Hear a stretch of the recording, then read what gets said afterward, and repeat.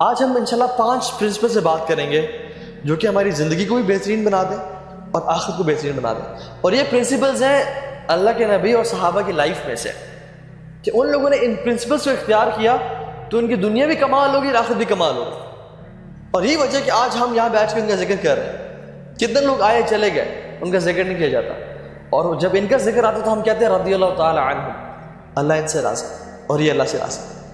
اچھا, پہلا پرنسپل یہ ہے فرائض پہ عمل کرنا.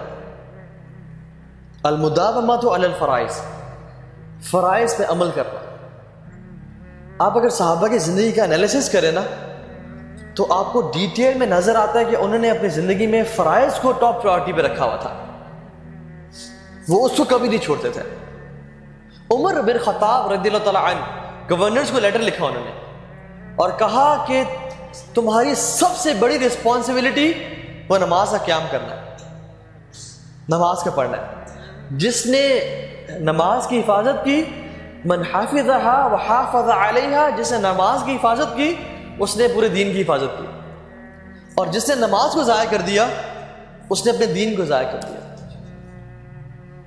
ایز اف نماز از دیئر دین. اللہ کے نبی صلی اللہ علیہ وسلم بھی یہ کہا کرتے تھے کہ جس شخص کے دل میں آخرت کا غم ہے اور آخرت کی فکر ہے, اللہ تعالیٰ اس کی زندگی کی تمام پریشانیوں کو نپٹا لیں گے. اللہ سبحانہ تعالیٰ will take care of all of his needs. لیکن جس شخص کے دل میں اس دنیا کا غم ہے, صرف اس دنیا کا, آخرت کا غم ہی کوئی نہیں ہے, all what he worries is the life of this world, تو اللہ سبحانہ تعالیٰ کو اس بندے کی کوئی پرواہ نہیں کہ وہ جہاں چاہے جا کے مر جائے. یہ اللہ کے نبی کا وعدہ ہے. اگر ہماری جو وریز ہیں, انزائٹیز ہیں, وہ آخرت کے بارے میں ہے, اس کا مطلب ہرگز یہ نہیں ہے کہ لیو دس دنیا اینڈ گو ٹو جنگلز. نہیں, اس کا مطلب ہے کہ آپ کی پرائورٹی لسٹ سیٹ ہو. بس بزنس میں آپ لگے ہوئے ہیں, پروجیکٹ پہ کام کر رہے ہیں, اذان ہوئی تو پرائورٹی کیا ہے؟ اذان, and then come back to work. Simple is that. آپ دوست سے بات کر رہے ہیں, ماں جی نے بلایا تو کون پرائورٹی ہے؟ ماں جی. سمپل, پرائورٹی سیٹ ہو. کیوں؟ کیونکہ میرا رب مجھ سے راضی ہو جائے, آخرت میں پا لوں. تو جس شخص کے دل میں آخرت کا غم ہوگا نا, یاد رکھیں اللہ تعالیٰ اس کے دنیا کے تمام انزائٹیز, سوروز, ٹاسک کو نپٹا لیں گے. اللہ کے نبی نے فرمایا. اور جس شخص کے دل میں دنیا کا غم ہوگا تو اللہ تعالیٰ کو اس بندے کی کوئی پرواہ نہیں کہ وہ جہاں چاہے جا کے مر جائے. اور ایک اور حدیث سناؤں, کمال کی حدیث ہے. مجھے جب بھی دنیا کی فکر پریشان کرتی ہے نا, صحت کی فکر ہو, مال کی ہو, اولاد کی ہو, جب بھی کسی چیز کی فکر ہو, میں اس حدیث کو یاد کر لیتا ہوں. اور وہ حدیث ہے, من کانت الدنیا ہمہ, جس کا ہم اور غم یہ دنیا کی زندگی ہوئی, فرق اللہ علیہ امرہ, اللہ اس کے تمام کام بکھیر دیتے ہیں. وجعل فقر بین عینیہ, اور فقیری کو, پاورٹی کو اس کی آنکھوں کے سامنے رکھ دیتے ہیں.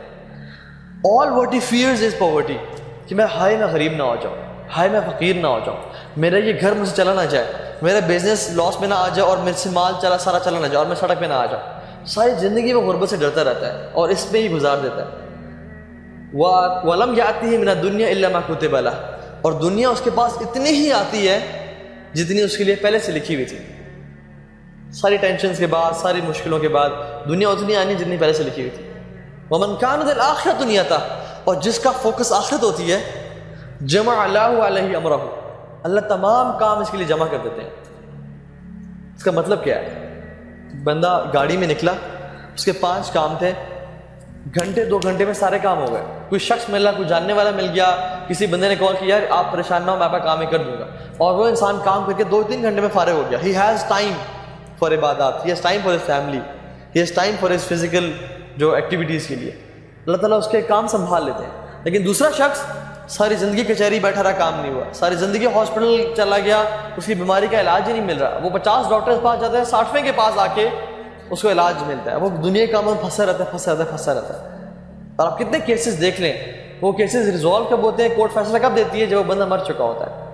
ہمارے سامنے ایگزامپلس ہیں, ہمارے سامنے کہ لوگ کتنا پھنسے رہتے ہیں کاموں میں. تو اللہ تعالیٰ اس بندے کے کاموں کو جمع کر دیتے ہیں جس کا فوکس آخرت ہوتی ہے. وَأَجْعَلَ غِنَاهُ فِي قَلْبِهِ, اور غنا کو, تونگری کو اس کے دل میں بھر دیتے ہیں.